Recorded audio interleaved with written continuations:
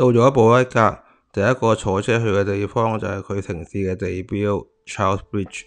我提議大家喺黃昏嗰個時候參加一個 River Cruise，隻船呢可以慢慢咁樣駛近呢個 Charles Bridge， 喺呢個伏爾塔瓦河旁邊。咁呢個 Charles Bridge 呢，講佢嘅歷史呢，佢係布拉格呢最古老嘅橋，係喺大約公元1353年開始建成嘅。佢係連結呢個舊城區同埋小城區嘅一個唯一嘅一條橋。咁佢呢個橋呢，主要都係呢個哥德式嘅設計。咁佢橋上嗰啲係啲雕像呢，初起個橋嗰時呢係冇嘅，係後尾先至慢慢加上去嘅。咁我哋陣間呢喺橋上邊慢慢行，先至再介紹啲雕像俾大家睇啦。呢個橋喺呢個舊城區同埋呢個小城區呢，都有兩個嘅橋塔咁樣嘅咯。大家有機會都可以上去睇下。但係我就建議遲啲呢係去呢個 Old Town Square 呢，上個天文鐘燈塔嗰度睇個 view 呢係更加靚添嘅咯。呢個慢慢 zoom 過去就會見到近呢個舊城區嗰個橋塔同埋舊城區旁邊嘅建築咯。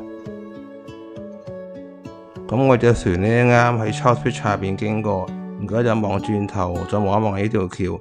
咁順帶講一講啊，呢條 Charles Bridge 呢係喺呢個1741年唯一一條係橫跨呢個伏爾塔瓦河嘅橋咯。咁所以係非常之有歷史嘅。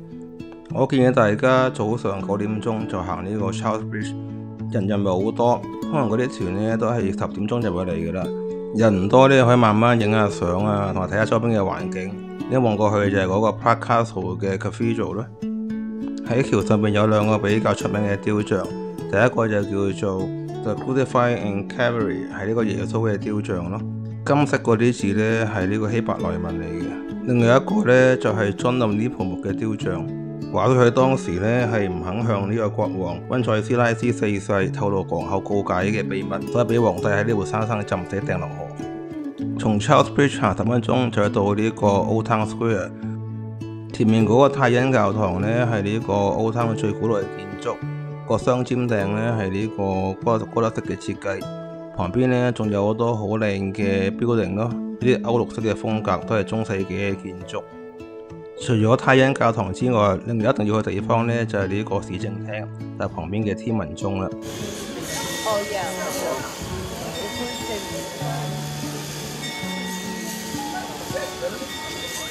個天文鐘每到整點呢就會報時噶啦，見到窗口可以打開，就係耶穌嘅12門徒呢就有輪流喺上邊，之後轉出嚟。呢個係世界上第3古老嘅天文鐘，亦都係世界上唯一運作嘅一個最古老嘅天文鐘。喺呢個12門徒輪流喺窗口轉嘅時間呢，你會見到天文鐘左邊同右邊嘅公仔都係會喐嘅喎。右邊揸住叮當嗰個骷髏骨頭呢，就代表死亡；而左邊個 figure 呢，就係代表呢個叫做貪婪同埋虛榮嘅猶太人。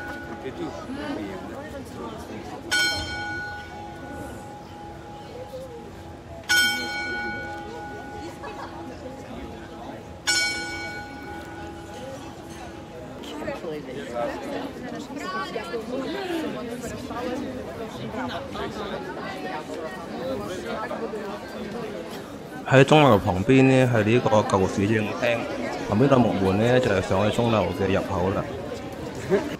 我覺得喺呢個鐘樓頂睇嘅景色呢係最靚咯，可以360度冇遮掩睇呢個 Old Town 嘅景色，大家一定唔可以錯過呢個咁好嘅景點。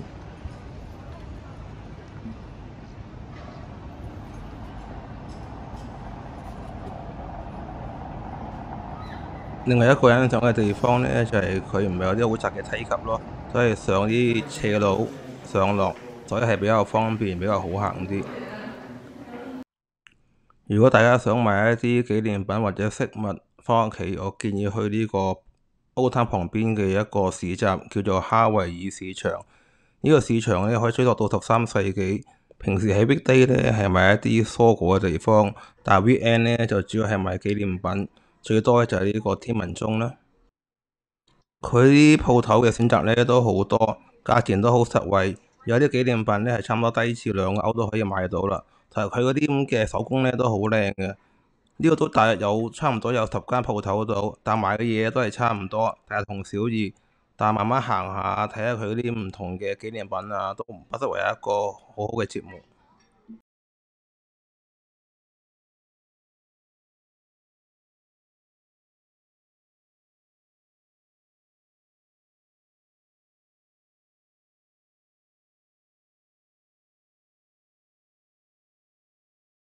從哈維爾市場大約行15分鐘度呢，就係到咗一個叫做市民會館，亦都係呢個布拉格嘅音樂廳。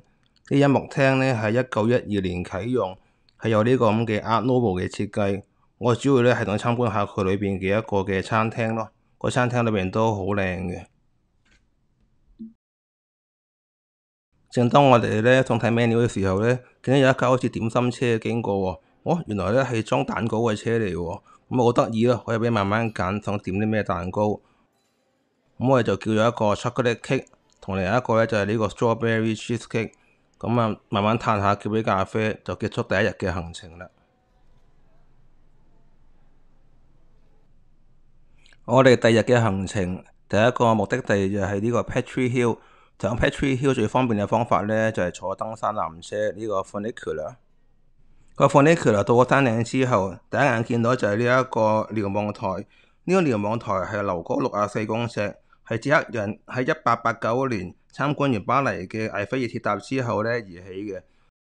個鐵塔咧有2層嘅觀景台，最高嗰層咧係要上30級樓梯到咗頂，但係有啲玻璃圍住，咁影相咧就唔係咁清楚咯。如果大家比較攰嘅話咧，中間都有一個平台咧係冇玻璃圍住嘅，睇風景都好靚。呢個望過去咧就見到呢個查理斯橋啦。另一個喺布拉格嘅地標咧，當然就係呢個布拉格城堡。而城堡裏邊最靚地方咧，首先就係呢個 St. Vitus Cathedral。St. Vitus Cathedral 聖維特大教堂嘅歷史咧，大約有1500年。目前嘅建築咧係大約係1929年嗰個完成嘅。呢個係布拉格城堡，覺得係最值得參觀嘅區域咯。前面嗰個咧就係嗰個主祭壇啦。除咗教堂本身之外，我另一樣好欣賞嘅就係佢嗰啲嘅彩繪玻璃咯。佢彩繪玻璃咧，差唔多每一個窗咧都有啲聖經嘅故事嘅。另外一個好多人圍住睇嘅地方咧，就係呢個聖 Wenceslaus Chapel。聽講話呢度咧有個櫃保存咗呢一個價值連城嘅 Bohemia 嘅皇宮，8年先至會展示一次嘅。喺主禮堂嘅旁邊，跟住啲人潮行。喺左邊咧就見到一個好富麗堂皇、用銀製嘅陵墓。呢個陵墓咧就係紀念 John of Nepomuc。佢係喺呢個查爾頓橋最出名那個雕像嗰個主角，就係佢唔將皇后告解嘅事話俾 King Wenceslaus 聽，而俾皇上下令將佢燒死，就喺 Charles Bridge 嗰度咧將佢當落河。個 Cathedral 嘅四周咧都有好多唔同嘅 chapel 咯。呢一個咧就叫做 Ladies Chapel。咁我哋喺度咧停低望一望佢啲咁嘅 stained glass window 啊，嗰啲壁畫，慢慢欣賞下，先至離開呢個教堂。喺離開布拉格城堡之前，我建議大家嚟一嚟呢個地方叫做 Golden Lane。呢個保留咗布拉格舊時小型房屋嘅建築群。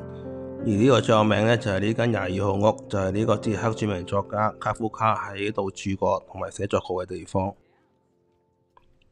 喺捷克城堡附近，會介紹大家去一間好有氣氛嘅 tavern 或者酒吧啦。呢間酒吧咧係可以追溯到14世紀嘅歷史啊。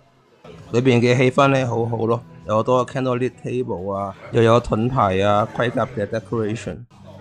我哋點咗2個餐，一個咧就係香腸加 potato， 另外一個咧就係呢個goulash 同埋呢個嘅 dumpling。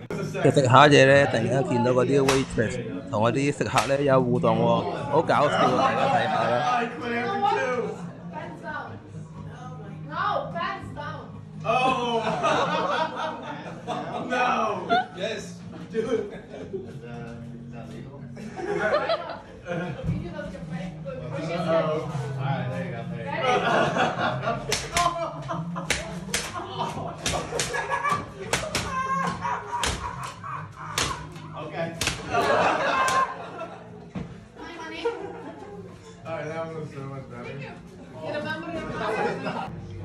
一個俾人打完之後呢，另一個顧客呢又想試下喎。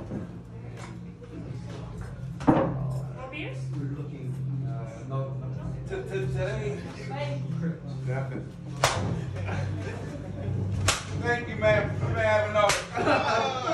One more. Oh, right across the back.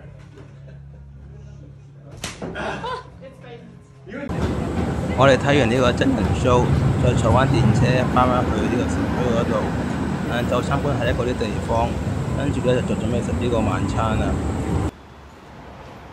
呢一間餐廳嘅 Google 嘅評分都幾高嘅，都有4.3，都係食呢個好傳統嘅捷克菜咯。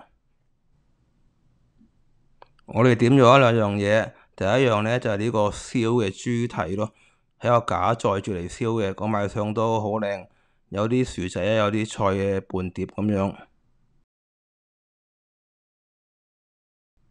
另外一個呢就係一個嘅好傳統嘅捷克菜咯，係一個嘅 beef goulash soup。個湯點樣樣啦？好唔好味啊？呢個 beef goulash 湯呢，同我哋喺瑞士飲嗰個呢有啲唔一樣咯。呢個呢係好濃嘅，個色呢係好深色咁樣嘅咯，好多牛肉喺裏邊呢，好多薯仔咯。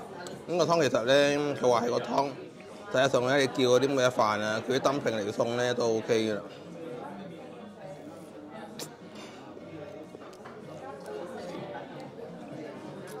好濃味嘅 ，very good。咁嗰個豬腳點樣樣啊？如何啊？個豬腳呢，就係真係煮得好好咯，即係呢嗰啲皮呢又脆脆地，嗰啲肉呢係一切佢呢係同個骨呢好容易分離開㗎啦。旁邊呢仲有啲咁嘅好似係啲咁嘅芥辣嘅醬啊，有啲咁嘅酸菜，有啲咁嘅青瓜咁樣都 OK，兩樣嘢都係好值得推薦。喺離開布拉格之前，我哋會去2個地標參觀。第一地方呢係叫做 Dancing House， 呢間屋係1991年開始設計，96年呢就已經獲得呢個美國時代雜誌嘅設計大獎。遠睇呢有少少好似一個女仔挨住係一個男仔膊頭咁嘅樣咯。另外一個值得一睇嘅地標呢，就係叫做 Rotating Head of Kafka， 呢個咁嘅雕像呢，就係喺嗰個 Commercial 中心裏邊嘅。話說呢，喺2014年嗰陣時起好，總共呢係有40層嘅不鏽鋼砌成嘅咯。1個小時呢係會轉2次，每次都係轉大15分鐘到。如果大家有時間，亦都可以嚟參觀下，都係一個幾得意嘅設計。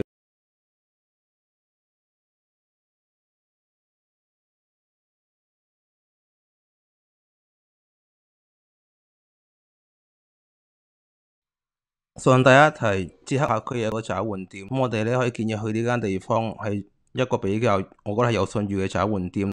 入到去呢係攞 number 之後呢，再喺櫃台嗰度換錢嘅。咁我會喺 description 嗰個呢同大家分享。最後呢，我想講下布拉格呢個城市呢，真係好靚，無論日頭同埋夜晚呢，都係有一個唔同嘅感覺。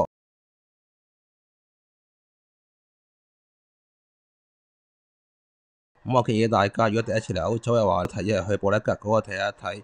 咁呢個同大家 share 一啲夜晚嘅景色啦。